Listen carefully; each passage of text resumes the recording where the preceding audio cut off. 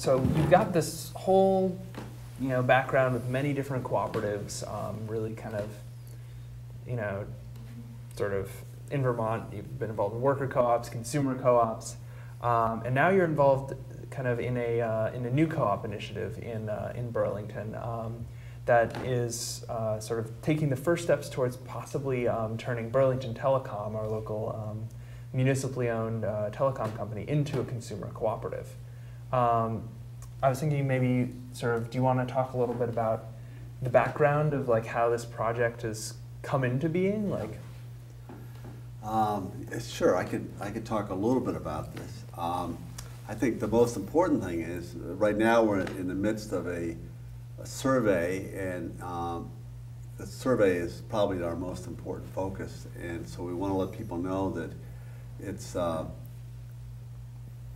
you can do this survey by going to www.greenmountainfiber.com, and we need people to do that soon because that'll give us a sense of what the strength of the support of doing this whole project. So now I'm telling you that before I'm telling you what it's all about. And for people who might want to find a link, we'll also post a link to the survey on the Cooperative Vermont Facebook page.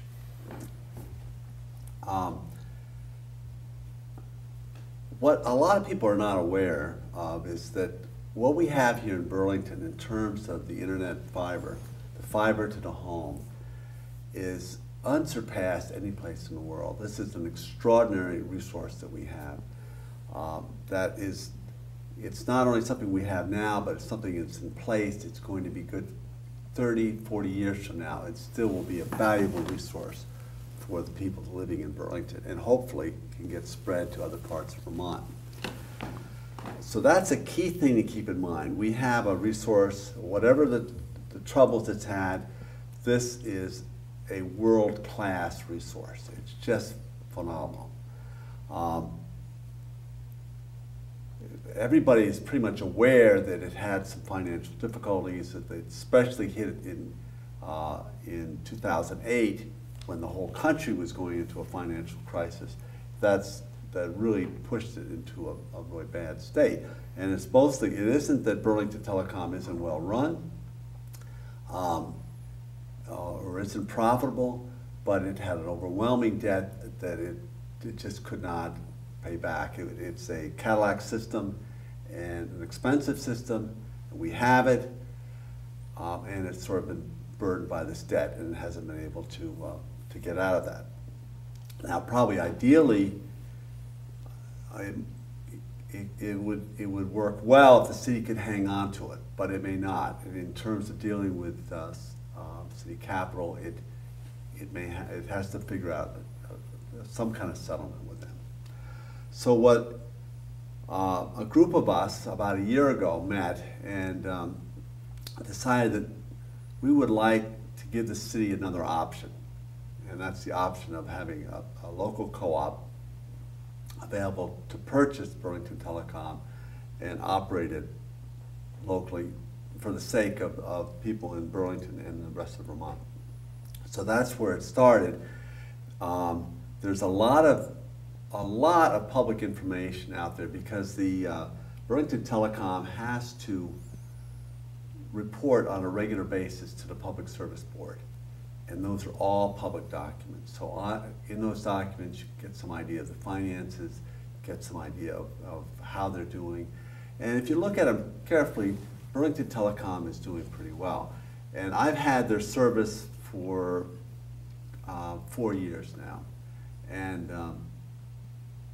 I have challenged them a number of times, and their service has been top-notch. Now, I've heard stories that it wasn't so good in the past, but people are saying now there's just no better service.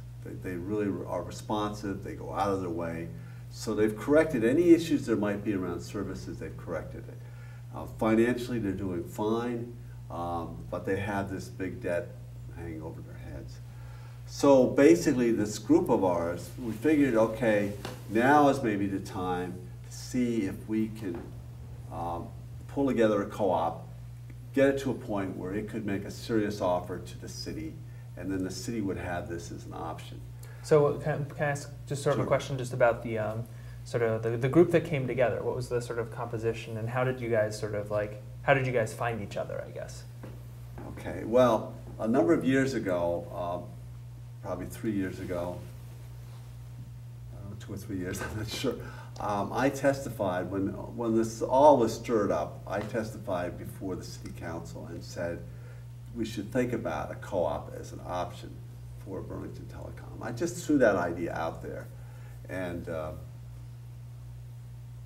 left it at that. And then a year later, Al Mattson contacted me, and Al Mattson had been on the board of the Onion River Co-op, and he thought he had the same idea, and then he heard that I had suggested the idea, so he came and touched base with me. This was probably a year and a half, 2 years ago. And I said, well, do some research, find out if there's some co-ops out there that are doing this type of thing, and let's talk some more. So he started doing that, and then in the meantime, I heard from Al Wagner, and I don't know where he got the idea, but he was, Al Mattson is a finance person. He knows a lot about, financing and how you get companies to succeed financially. So he's a numbers person. Al Wagner is a sort of a computer technician. He takes care of people's hardware and their software issues and stuff like that. So he came. I said, well, gee, hey, Al. Al Mattson is working on the same, or interested in the same thing. Maybe the two of you should get together. So they got together and they started going at it. Then they came back to me and we started looking at the numbers and trying to figure out a business plan. And that's where it started. And we just sort of slowly met. We met on a regular basis. Then we brought in a friend of Al Wagner's, Pamela Linton, who is a turnaround specialist, and she lives in Boston. And her job is turning around companies that are not doing well. And then we brought in Greg Epler-Wood, who, and that was more like 6 months ago. And Greg is a media specialist, and he was on the advisory board of Burlington Telecom. And in general, we have really tried to stay independent and not. We're all kind of fresh at this. We don't have any connections. But Greg was the first person we brought in that had any kind of connection with Burlington Telecom. And then more recently, we brought in Peter Jewett and Casey Lyons and Peter's partner, Jason. These are folks that are really technical people that can write websites and can know how to do the links to the different social media and stuff like that. So that's how we got started. But basically, right now, we're at the point where this is a huge project. If we go forward with this, it's going to take a lot of time. We have to get a lot of members. We have to raise a lot of money. So we wanted to get a sense of what is the community support for that. So a couple weeks ago, we started a survey. We put it out, a link out there. We have over 600 people who've responded. We'd like to get 1,000 people.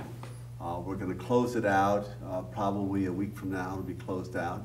So we want people to take the survey. It takes like 7 minutes or so.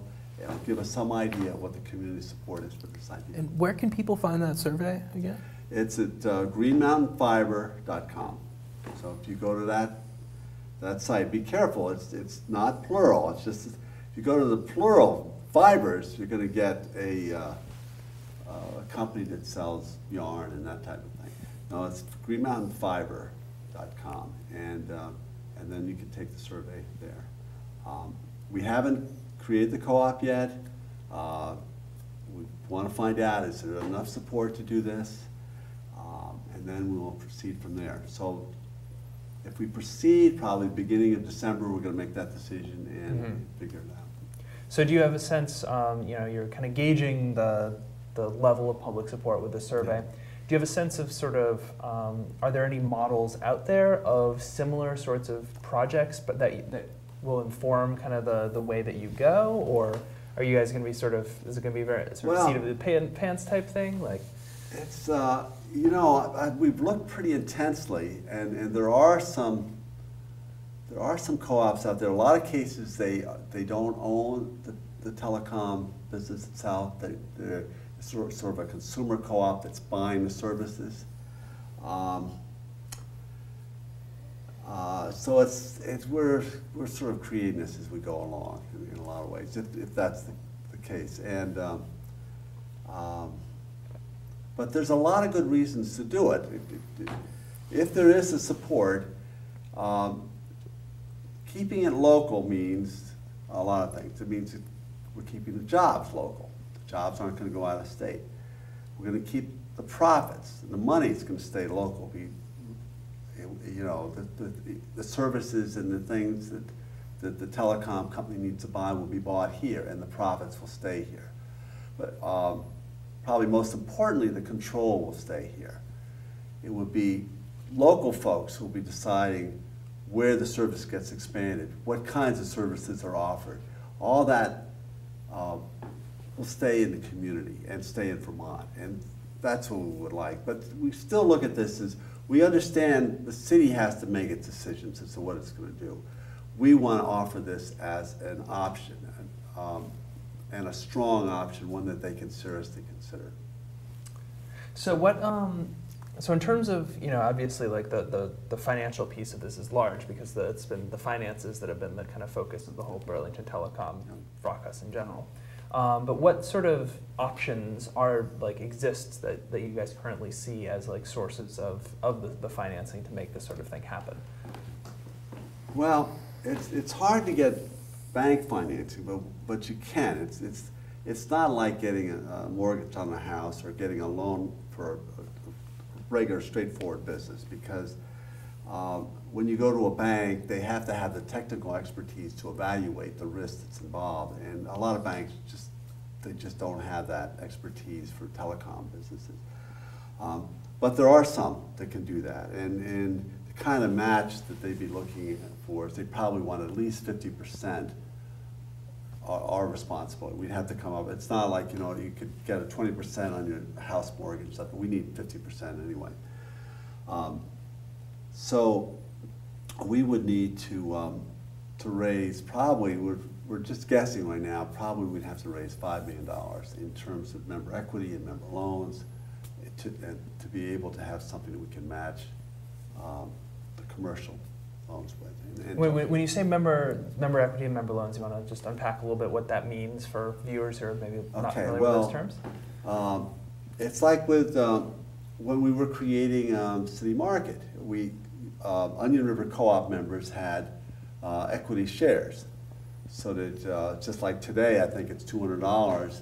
You could go in, you could put $200 down, you're a member, you get whatever the benefits of membership is, including patronage refunds if they're available, and if they have in the last few years.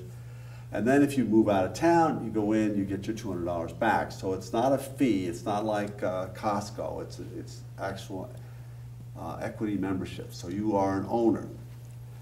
So we would try to raise maybe $1 million in member equity, so that the member shares would be $1 million. Now, when we were doing City Market, we had to go beyond that. We had to raise money for loans, so that we had the money available to do that expansion. So we approached members, and they, you know, quite a few members loan money. I can't remember how much. It might have been $600,000 in loans that we had from members, and that was paid back over 10 years, and at an interest rate, I don't know, it was 4 or 5%. So we would do the same thing in this case, and the business plan would be to be paid back over 10 years. But this is sort of getting ahead of ourselves. We really don't know. Mm-hmm. If there's enough community support for this and we go forward, we're going to be soliciting that input from the community to figure out what really will work. And there's a lot of resources out there. There's a lot of very skilled people in this community that can help with this process.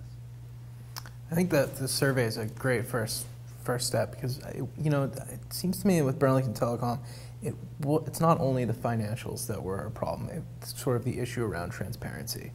And to build the community support for this project is, crucial. So in terms of, people obviously taking the survey as the first step for people getting involved, but once you have the surveys completed, is there going to be sort of a chance for people who do want to put themselves forward and be willing to sort of contribute to the project, either monetarily or in terms of their time or expertise? Is there going to be sort of a meeting, or what would be the sort of? I would think that would be the natural flow of things. Mm-hmm. And, but it's it's new ground. It's we have definitely tapped into, even as far as we've gone so far. There are people that are jumping out of their skin with excitement, and we need that energy, and we need those resources. But how do you tap into that? I'm not exactly sure yet. First we have to sort of go through the survey, see what kind of support we've got, and then from that pull together a bunch of people and see what happens. But it may not. It may be that we look at this and say, just is not enough support. So that's why it's really key that people